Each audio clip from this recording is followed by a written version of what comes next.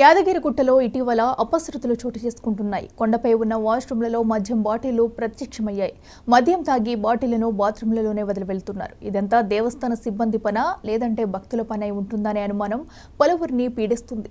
ఈవోగా భాస్కర్ రావు విధులు చేపట్టినప్పటి నుండి నిత్యం యాదగిరిగుట్ట దేవస్థానం వివాదాల్లో చిక్కుకుంటుంది. ఇటీవలే భక్తుల వద్ద చేతివాటం చూపుతూ ఓ కాంట్రాక్టర్ పట్టుబట్టారు. తాజాగా కొండపై మద్యం బాటిళ్ల కలకలం రేగింది. ఈవో నిర్లక్ష్యంతోనే వరుస ఘటనలు జరుగుతున్నాయని స్థానికులు ఆగ్రహం వ్యక్తం చేస్తున్నారు.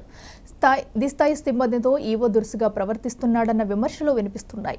మద్యం బాటిళ్ల తతంగాన్ని బయటపెడితే తీవ్ర పరిణామాలు ఉంటాయని కింది స్థాయి సిబ్బందికి ఈవో భాస్కర్ రావు హెచ్చరించినట్లు తెలిసింది.